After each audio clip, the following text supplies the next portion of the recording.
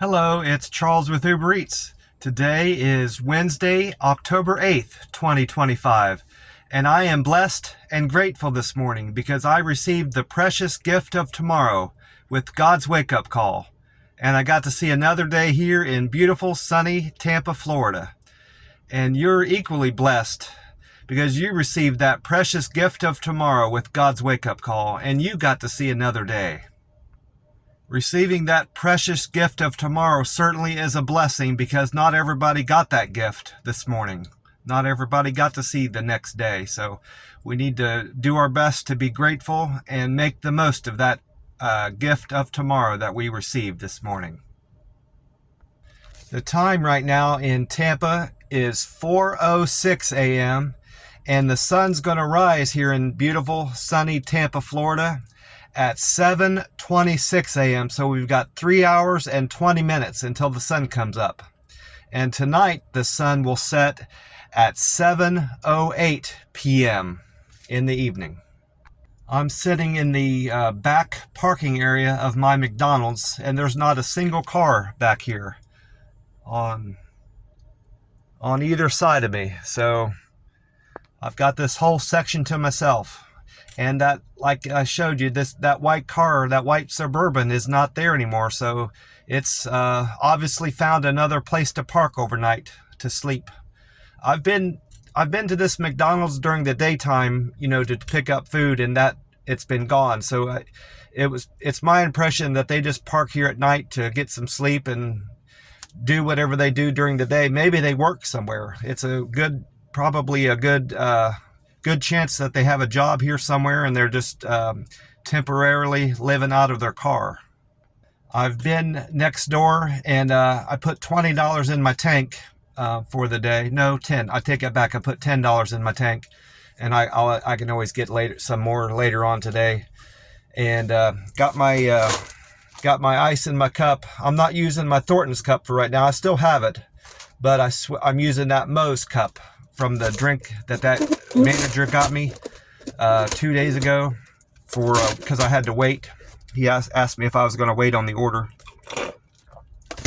and he allowed me to get a couple refills while I was there. That was nice of him. So I'm using that cup today for my drink. And I found a green tea. I bought 2 green teas yesterday at a Rebel REBEL gas station on East Adamo, ADAMO. I did a review while I was there. I had never heard of Rebel gas stations until I moved out to Las Vegas. They have a lot of those out there. I didn't see any Rebel gas stations in Oklahoma City. They might have some, but I didn't see any. I always bought gas at the Marathon there because it was the closest to my house I was staying in. And then I didn't see any Rebel gas stations in the Rio Grande Valley, McAllen, Texas. Come to think of it, I don't remember seeing any Rebel in any parts of Texas that I went through. Could be there, but they're here. They're certainly here in Tampa, Florida. So, and my impression of Rebel gas stations from being in Las Vegas is that they're fairly messy and not well maintained. But this one was okay. Not nearly as good as Wawa gas stations. Of course, they set a high standard here in Tampa, Florida. And then you got the next are like Circle K's. Circle K gas stations are very well maintained, also well stocked, cleaned generally. The bathrooms are clean, the floors are clean, and the associates are fairly friendly. And then the next step down from that is probably 7-Eleven stores in terms of friendliness and in-stock position and how clean the restrooms are. The floors are generally clean inside, but the restrooms tend to be lacking in some of the 7-Elevens. And then after that, the next step down would probably be Citgo's or Chevron's. I probably group those two together in terms of cleanliness and in-stock, how well they're maintained and how well they're stocked. Their shelves are stocked and organized. But I probably would rank this particular Rebel station up close to being the Circle K level standard of in-stock position and cleanliness and friendliness. I think I gave them 5 stars in the review I was mostly because I was so happy I found my green tea Monster Rebel, my Monster Rehab there. But it was the store. It was that wasn't just why I gave it a good rating. The store was in good shape, so I was fair in my review of them. I ordinarily would have bought lottery while I was there, but I ended up just buying the 3 cans. I bought 2 of the green tea cans and a wild berry. So now I have, if my memory serves me, I have 2 wild berries, another green tea, and a tea and lemonade at the camper left to drink. I did do a weigh-in yesterday. I didn't mention it on here, but I was at 157.2 yesterday, and I'm down from yesterday's weigh-in. Today I weighed in at 156.6, so I'm 0.6 pounds down from yesterday, and that's on account of my fasting. All I had yesterday was the coffee at the McDonald's. I had 3 or 4 cups of coffee with full fat cream and 0 calorie sweetener in there. And then I had a coffee later on in the day. I stopped in at I didn't make a note of where it was, but I'll remember it when I see it. It was a place called Recipe Box Brunch. And the lady I must have looked like I needed coffee. I must have looked sleepy when I walked in there because I was in there. I didn't have long to wait. They were kind of in the process of bagging the order up. They had one more item to prepare to finish on the grill to put in the bag. But it was a standard normal wait. It wasn't an extended period of time to wait. And she offered me coffee. So I'm not going to turn down free coffee. So I had that coffee too with sweetener in it. And that was the only calories I had yesterday. I don't consider that breaking a fast. From one of the YouTubers I followed 3 YouTubers when I started doing fasting. And one of them was Eric Stenberg. I get him mixed up with another YouTuber, health YouTuber, Eric Berg. Sten Ekberg. I followed Sten Ekberg, Jason Fung, and Pradeep Jamnadas. Those are the 3 guys that I followed for my fasting advice and protocols. I still watch them from time to time, but not nearly as much as I used to. But anyway, Sten Ekberg said that as long as what you're drinking isn't more than around 50 calories, you can still consider yourself fasted, because your body burns more than that amount of calories in the time that you're ingesting the drink. That's not exactly how he explained it, but in layman's terms, if I were to summarize what his message was on coffee, that's more or less his advice on that, is because it's not enough calories to sustain you more than during the time you're actually consuming it, if that makes sense. So anyway, I'm doing a dirty fast, because it's not a clean fast would be just doing water, drinking plain water with no sweetener in it. And then a dry fast would be no water at all, no fluids or nothing, food or drink of any sort all day. So I've tried that. I've done that inadvertently, unintentionally. I've gone a significant amount of time without drinking water, and I've went longer than like 30 hours, 36 hours without water, and it will help you lose weight, but it's not good for you to go longer than 24 hours without water, from what I've read. So I try not to do that. I kind of just did it by accident that time, unintentionally. So I'm going to break this 48-hour fast tonight around 6:30 or 7, and I anticipate that I'll probably be around 157 or 157.5 or 150, as much as 158 tomorrow, having ate the day before, is what I'm thinking. And like I said, I got $10 worth of gas this morning at the Circle K next door. The gas prices this morning at the Circle K have dropped even further. They've dropped another 8 cents from yesterday. It was $2.87 yesterday, and this morning it is at $2.79. And according to Gas Buddy, the Florida state average this morning is at $2.95. So this Circle K is beating the state average by a good bit, 16 cents.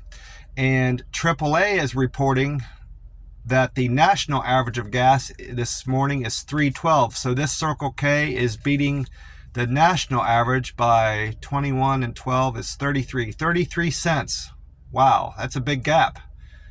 And Gas Buddy is reporting the Florida state average has went down from yesterday. That was a difference of 3 cents, went down from yesterday. And then the national average of gas price has went down only a penny from Tuesday to Wednesday morning. So I guess I can't say my cousin was wrong about gas prices being cheaper on Wednesday.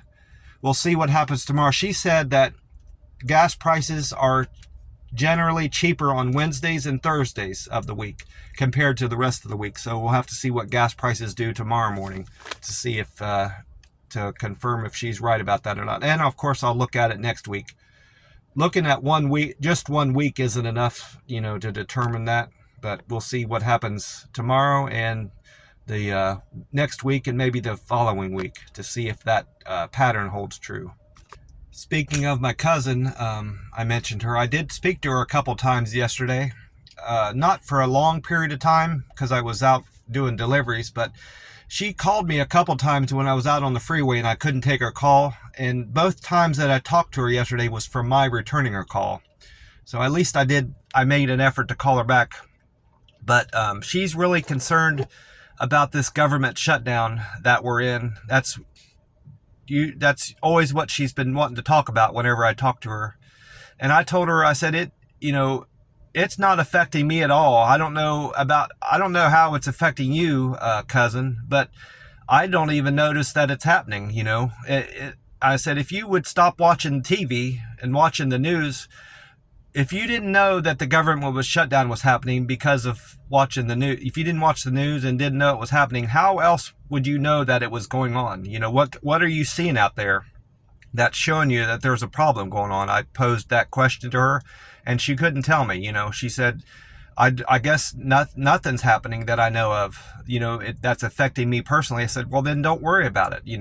I said, it's not affecting me at all. I'm still making great money here in Tampa, Florida. I'm enjoying great weather. I've got great food to eat. I've got somewhere to sleep at night. I've got shelter. I've got nice clothes. I mean, I didn't go all into all that with her. I kind of just touched on that, but it's this government shutdown that we're in isn't affecting me at all. So it might be affecting other people, but it's not going to go on forever. If it is affecting you, it's not going to go on forever. It's making the country look bad, is what the radio has said yesterday. Because it's like we're not handling our business appropriately, I guess is more or less what they said. And it's making us look bad in terms of foreign policy and how the other countries view the United States. Oh, look at them, they're in a government shutdown. But I personally think it's just a game that the Republicans and the Democrats are playing between each other. It's like a power play, and one side is using the government shutdown as leverage to get things they want passed done, and then the other side's doing the same thing. The Republicans are in control of the majority of the stuff in the government now, so I don't see what the Republican side is going to get out of the negotiating over whether or not the government shutdown continues or ends. It's more of I think it's more of a play on the Democrat side, and they have more to gain from negotiating with letting the government shutdown continue or not. So it's not going to go on forever, and ultimately it's not good for either side for it to go on much longer. So I don't see it going on more than another couple days anyway. And I hope it ends soon, because it certainly has my cousin concerned about it. I can hear it in her voice. I checked with the website marine.weather.gov, and according to that, I looked at it last night, so there might be a more up-to-date forecast on that website, but last night it was saying that we can expect a high temperature today in Tampa of 91 degrees, so it's going to be a bit cooler today. That's going to be nice. Yesterday was, they said on the radio yesterday was muggy, but I don't think it was muggy here. I loved it. I think the weather was fantastic yesterday here. Sunny skies and a little bit of rain. It was perfect. But in any event, they're saying today it's going to be a high of 91 and sunny skies, and we've got an easterly wind of between 7 and 10 miles an hour with gusts upwards in the low teens, like 10, I think it said 12, 13, 14 miles an hour. So that's what they've got forecasted for today, and about 30% chance of pop-up rains in the early afternoon around 3 p.m. today. And I heard on the radio about Hurricane Jerry. They finally named that storm, and I clicked on a graphic of it this morning. I think the graphic was from USA Today. I say it's a graphic, but it was the start of a video that I didn't play. But I could tell from the thumbnail of the video that USA Today had put up there that they're saying that the storm, Hurricane Jerry, is going to track westerly, of course, and then it's going to arc up and go north and then eastward before it even gets to Bermuda this time, which is unlike any of the other hurricanes, as from what I remember.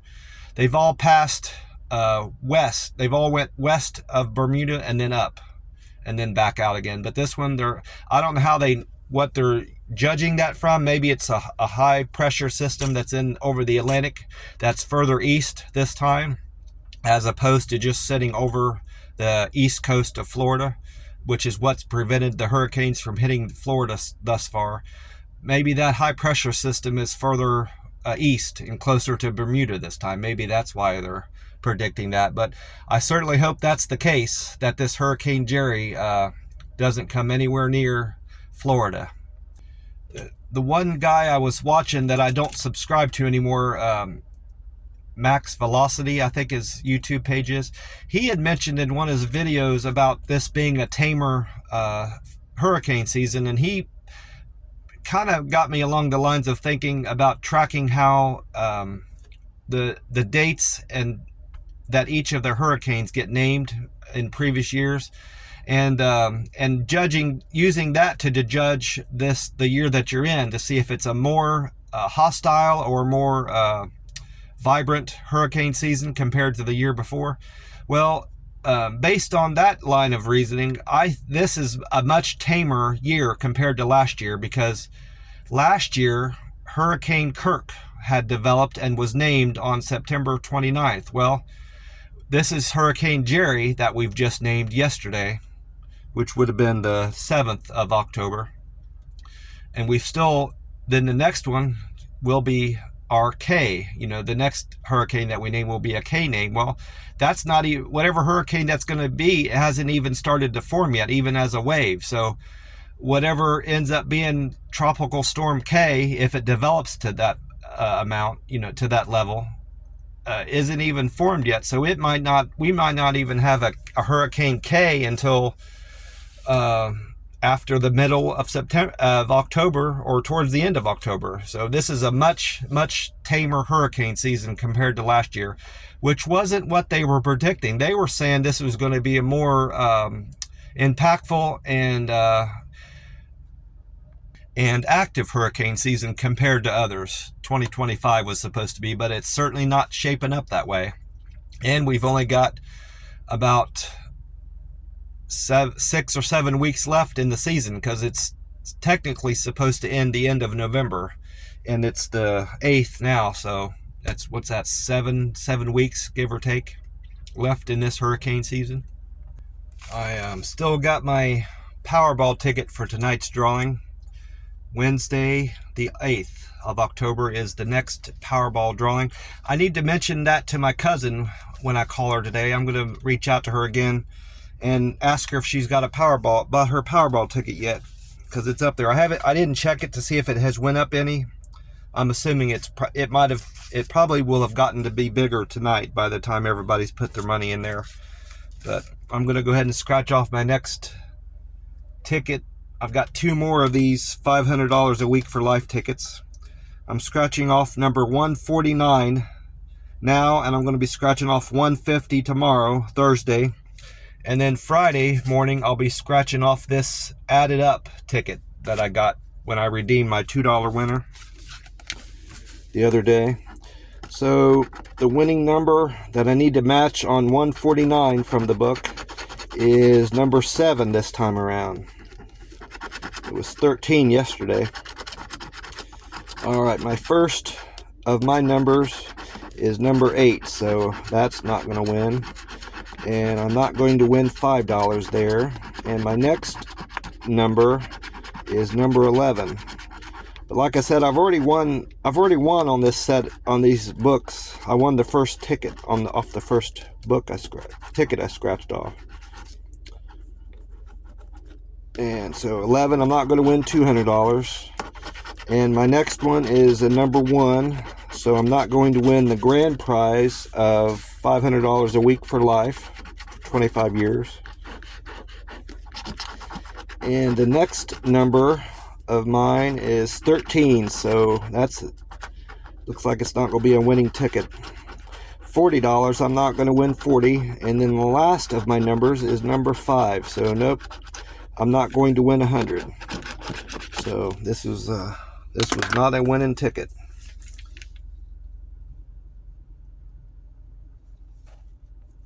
All right, looking at my Google results from yesterday from doing reviews. Of course, I did that one review at the Rebel gas station, so my numbers have increased from yesterday morning.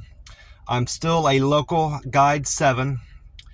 After doing that Google review, there must have been some points floating around out there, like a 24-hour delay, because I didn't earn 92 points yesterday from that review, but that's the change in points from yesterday morning to today.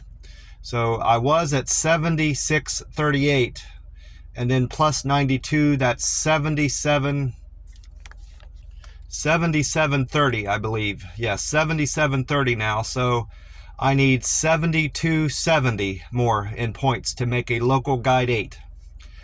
My contributions have went up as a result of that review I did to Rebel. I was at 1446. Now I'm up 12 to 1458. There were 5 pictures. There definitely was a review out there floating around that I wasn't getting credit for, because I only posted 5 pictures from that Rebel gas station, but it's giving me credit for 10 more. So I'm now at 585. Reviews, I'm at 224 now. And picture views went up a large amount. I'm now of all the pictures I've posted on Google, some people have viewed them now 2,414,578. That's an increase of over 27,000 views in just a day of reporting. I didn't do any Reddit. I didn't have any Reddit activity. I hardly read anything from Reddit yesterday. I don't know why. I just wasn't in the mood. But I did make one comment to a subredditor on the Uber Eats driver subreddit. So my comments went up from 334 to 335, but my posts are still at 57, and I'm still at 997 karma. So that's my Reddit scores and Google scores from yesterday. And Uber Eats, I've got good news on Uber Eats. My numbers overall have improved from yesterday. Most all of them have. I'm still a platinum driver on the app. I haven't lost that yet. I'm hoping to get my diamond driver back. So that's going to mean improving my on-time percent. I think the minimum that you can have and maintain a diamond driver is 92%. So I've got a ways to go. I'm at 87 right now. I need to work on that. I'm not sure about that either, so I need to look into that to see what the minimums are, minimum qualifications to be a diamond driver. But I'm still at 97% customer satisfaction. I'm keeping 97% of my customers happy. I'm at 0 cancels now. That's the same from yesterday. My on time improved. Yesterday morning, I was 85% of my arrivals at restaurants and customers' houses was on time. That went up to 87%. So that's great. That's a big jump. 2% is a big jump in just one day. I accepted 70% of the orders offered to me yesterday. That's an increase of 8% from yesterday. I was at 62% yesterday morning. And all 5 metrics improved by a great deal, actually, yesterday. Mostly on account of me taking more orders, but because I had more opportunity for people to review my performance. But nonetheless, my deliver with care went up. It was at 348. Now I'm at 351. That's still my best quality and strongest quality as a delivery driver, and it's probably going to remain that way. It's got such a lead on the rest of the metrics, because my next best strength is friendliness, and it was 304 yesterday. Today it's showing 309, went up 5 from yesterday.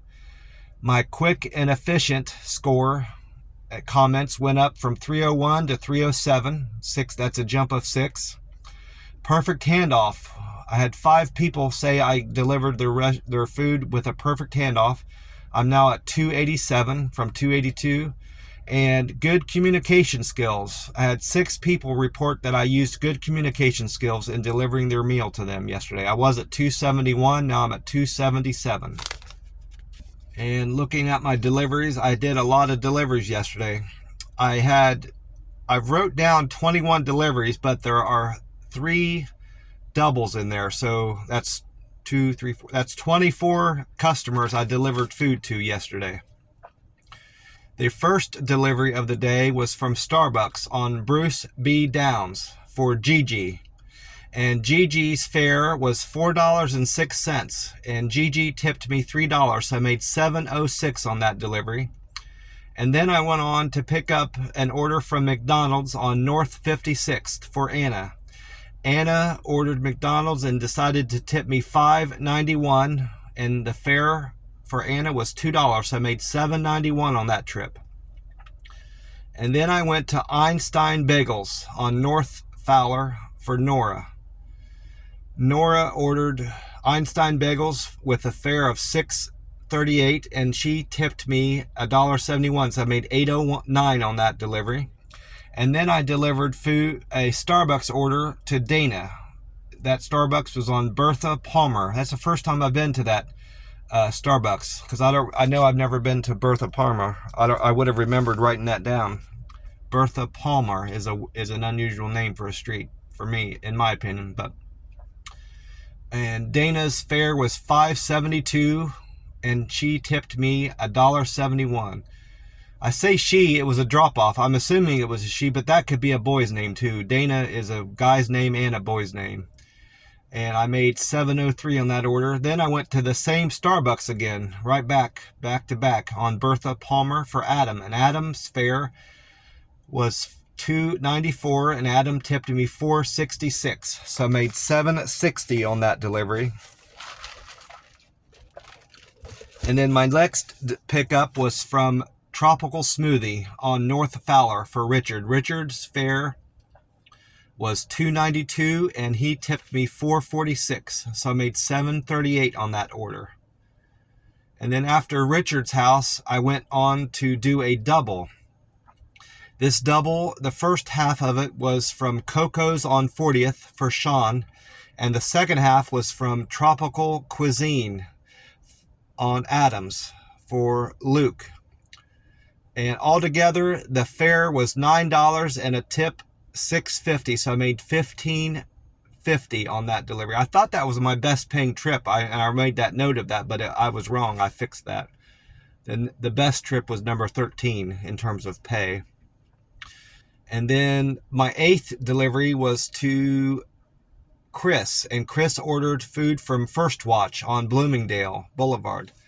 And Chris's fare was $2, and Chris tipped me $6.52, so I made $8.52 on that delivery. And then I went on to a place I've never been to before. It was a coffee shop. This coffee shop was called Chill Coffee, spelled, chill like you would spell chill, and then coffee, Cawfee. I thought that was funny. Chill Coffee, spelling it that way. On Bloomingdale Boulevard for Lisa. Lisa's fare was $2 and a tip of $4.05, so I made $6.05 on that delivery. And then I went on to my 10th delivery to Eddie. Eddie ordered food from Recipe Box Brunch on Bloomington Boulevard.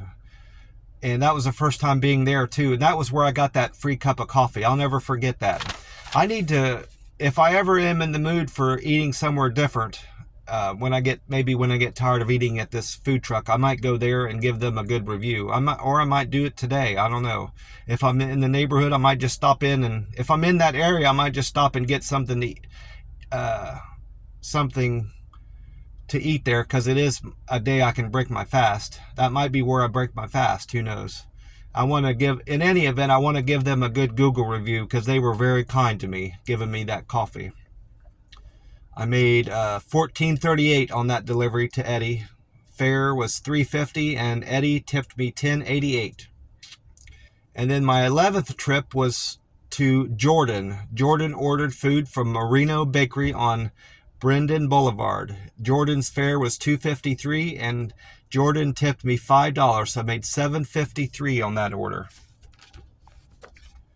And then after leaving Jordan's house, I went on to my 12th trip to Kim. Kim ordered a Dunkin' Donuts order, and that Dunkin' was on Progresso Boulevard. And Kim's fare was $2.94, and they tipped me $2.07, so I made $5.01 on that order. And then after leaving Kim's house, I went on to order number 13. This was my best paying order of the day, and it was also a double. I earned $17.73, was my best paying trip of the day. The first half of the double was from Super Potato on Badlands. That was the first time being there. Never been to Super Potato before yesterday. Sarah ordered Super Potato, and then the second half of the order was for Joe. Joe ordered Tsunami Sushi, also on Badlands. I just had somebody push, I guess their car is either broke down or it's out of gas. They just pushed a car next to me. Super Potato. Then I went on to my 14th trip of the day. Was from Tropical Rhythm on Bloomingdale Boulevard for Brian. Brian tipped me $3, and a fare was $5.43, so I made $8.43 on that delivery.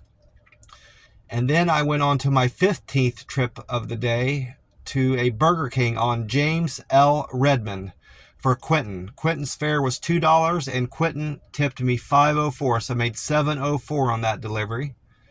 And then my 16th trip of the day was from Charlie's Cheesesteaks on James L. Redmond. Same street again, so I was still in the neighborhood.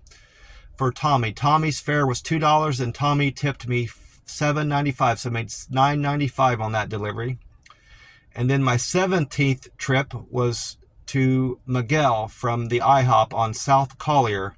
Miguel's fare was $2, and Miguel decided to tip me $7.92, so I made $9.92 on that order. And then I went on to pick up food from Wingstop on North 56th for Ashley. Ashley's fare was $2, and Ashley tipped me $9, so I made $11 altogether on that. And that was among my best tips of the day when you consider that it was probably my second best tip of the day of all the singles, because I had a $10.88 from Recipe Box, but aside from that, it was my best paying tip. Good for Ashley. And then my 19th delivery was from the Applebee's on North Fowler for Monty. Monty tipped me $6.29 and the fare was $6.33, so I made $12.62 on that order. And then my 20th delivery was from Jason's Deli on Fowler for Shayna.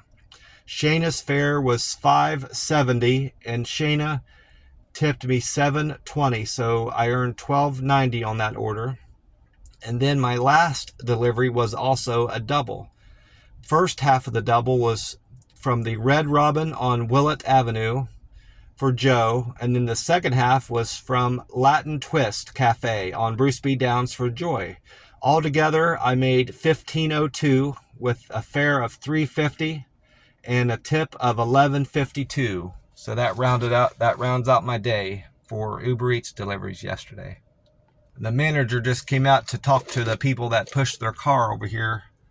That's either stalled, broken down, or out of gas. I'm not sure which, but I'm assuming it's probably broken down because I think they would have just pushed it over to the Circle K. It would have been an easy thing to do, to go down and around the corner, but that's probably a breakdown issue.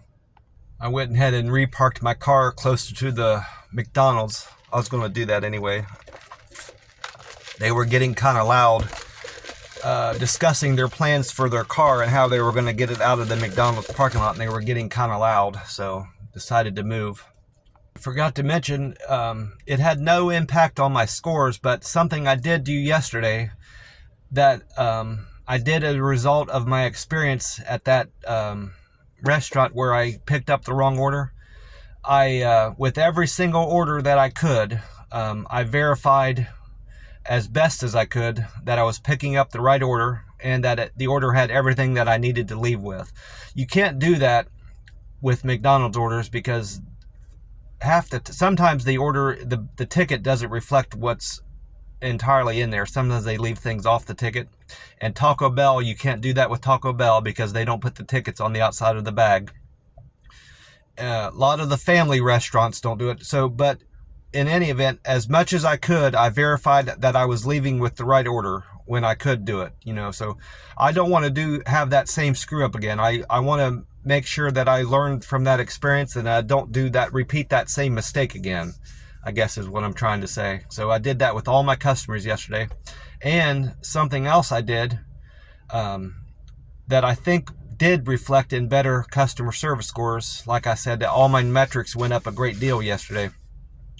Anytime somebody had a specific request, like that was kind of unusual, that I don't see a lot, I repeated that in a different way in a comment in my text to them. So like one of my customers yesterday said, I have a ramp. They said, I have a wheelchair ramp going up to my door. Don't put the food on the wheelchair ramp. Set it to the left of the door. That's more or less what they asked me as well.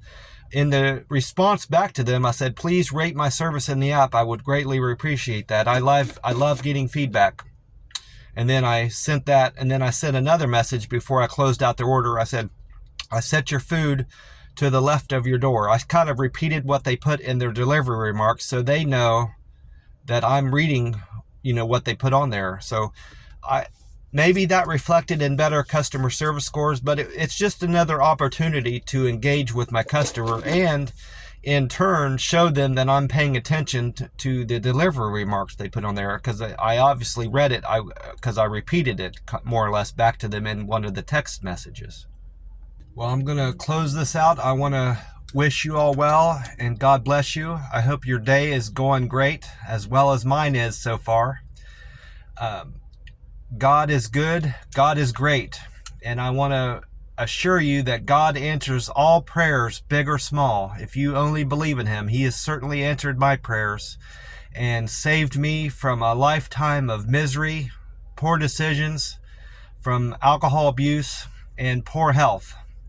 It's my belief in God and faith in God and love of God that saved me from my alcoholism. It's been since September 1st of 2022 since I've had any alcohol, and I feel much better for it, and I owe it entirely to God, and God saving me from that, and Him answering my prayers. And He will answer your prayers too. If you only lean on Him and believe in Him and pray to Him, He'll listen to you.